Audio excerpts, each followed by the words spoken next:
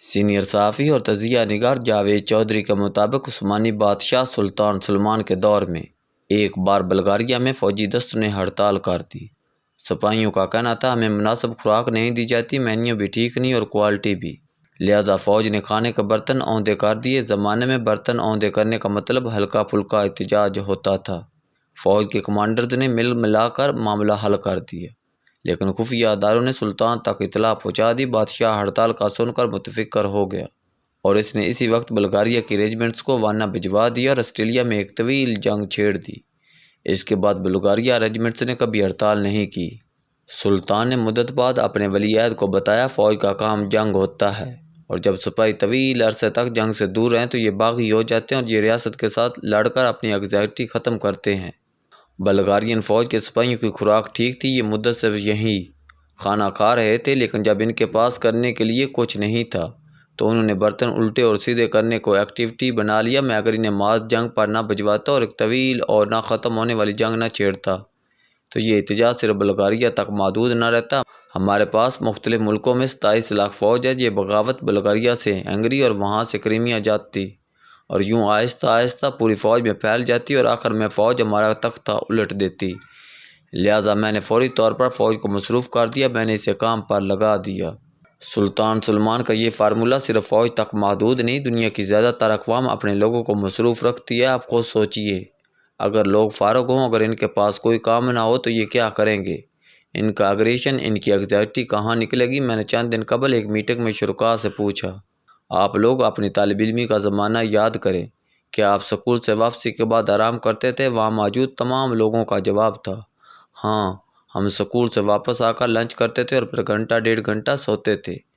ان میں سے ایک صاحب نے یہ تک بتا دیا، ہمارا پورا گھرانہ کلولہ کرتا تھا، ابا جی دکان سے واپس آ جاتے تھے، امی گھر کا کام مکمل کر لیتی تھی، ہم سکول سے آ جاتے تھے اور اس کے بعد ہم گھر کے تمام دروازے بند کر کے سو جاتے تھے اور سورج ڈھلنے کے بعد اٹھ کر دوبارہ کام شروع کر دیتے تھے۔ میں نے پوچھا، کلولہ کی وجہ کیا تھی اور ہم آج کیوں نہیں کرتے؟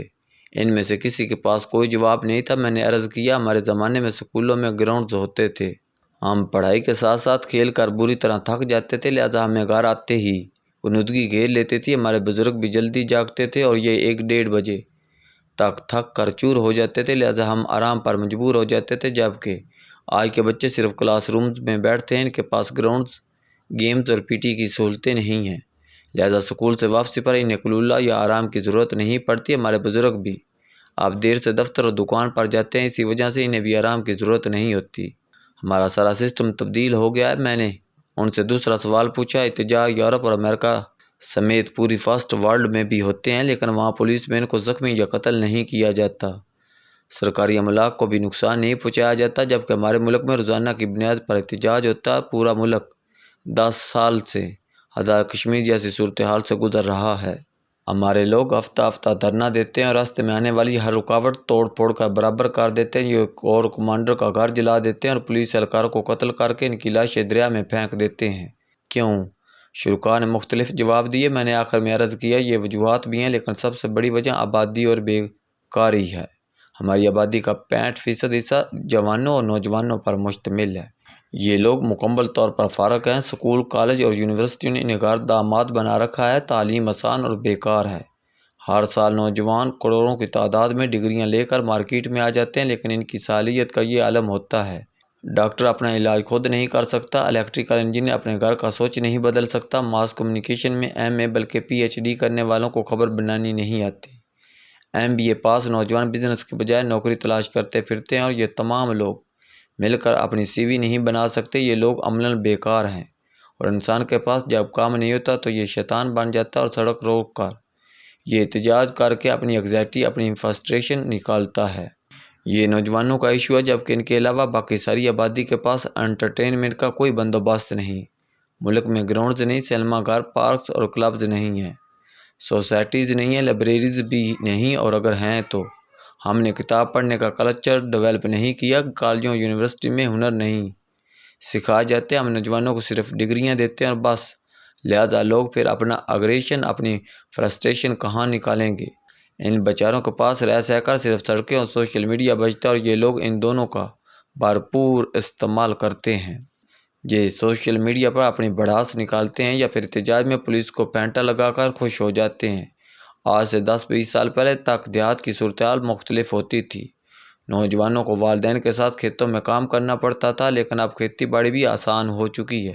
لہٰذا اب جو دیہات میں فارغ ہے یہ بھی موٹر سائیکل لے کر شہر نکل آتے ہیں، رات دیر گئے واپس آتے ہیں اور سگریٹ پھونکتے رہتے ہیں۔ لہٰذا سوال پھر وہی ہے، لوگوں کے پاس اگر کام نہیں ہوگا، انہوں نے اگر سارا دن کسی جگہ جانا نہیں ہوگا، سکولوں اور کالجوں میں گراؤنڈز نہیں ہوں گے، یونیورسٹیوں میں سوسائٹیوں اور کلبز نہیں ہوں گے، نوجوان تعلیم کے دوران اپنی سکل اپنی صلاحیتوں میں اضافہ نہیں کر سکیں گے، لوگوں کے پاس تفریح کا بندوبست نہیں ہوگا اور عوام کا 65% حصہ بے روزگار ہوگا، تو پھر یہ لوگ کیا کریں گے؟ کیا یہ جو آزاد کشمیر کے لوگوں نے 11 مئی سے 14 مئی تک کیا تھا، یہ انتظامیہ، پولیس اور آخر میں رینجر سے بھیڑ گئے تھے اور اس میں لوگوں کی جانیں تک گئیں؟ ہمارا معاملہ سیریس ہے، ہم 25 کروڑ لوگ ہیں، ان 25 کروڑ لوگوں میں سے 90% بے ہنر مند ہیں، انہیں کوئی کام نہیں آتا، بلکہ اگر میں یہ کہوں یہ جس کام کے ماہر سمجھے جاتے ہیں انہیں وہ کام بھی نہیں آتا، تو یہ غلط نہیں ہوگا۔ پلمبر ٹوٹیاں خراب کر جاتا ہے، الیکٹریشین پورے گھر کی وائرنگ اڑا دیتا ہے اور ڈرائیور گاڑی کا بیڑا غرق کر دیتا ہے، ایم اے پاس کو درخواست لکھنی نہیں آتی اور سیٹھ صاحب بینکنگ سسٹم سے واقف نہیں ہوتے، یہ سیدھے بینک جا کر ان سے 10 کروڑ روپے مانگ لیتے ہیں۔ پولیس کے پاس بھی تفتیش کا صرف ایک ہی طریقہ ہے، جوتے اور ڈنڈے اور بے گناہ سے اعتراف جرم کرا کر اسے پھانسی لگوا دینا، اور بس ہم اگر اس ملک کو بچانا چاہتے ہیں تو پھر ہمیں اپنے سٹرکچر میں چند تبدیلیاں کرنا ہوں گی۔ پہلی تبدیلی گراؤنڈ اور تفریح کے مواقع ہیں۔ مجھے ارجنٹائن جانے کا اتفاق ہوا، یہ ملک انفلیشن میں پہلے نمبر پر ہے، لیکن اس کے باوجود وہاں آزاد کشمیر جیسا کوئی واقعہ نہیں ہوتا۔ کیونکہ وہاں پر ہر ہفتے کوئی نہ کوئی فیسٹیول ہوتا ہے اور پورا ملک اس میں بھرپور حصہ لیتا ہے۔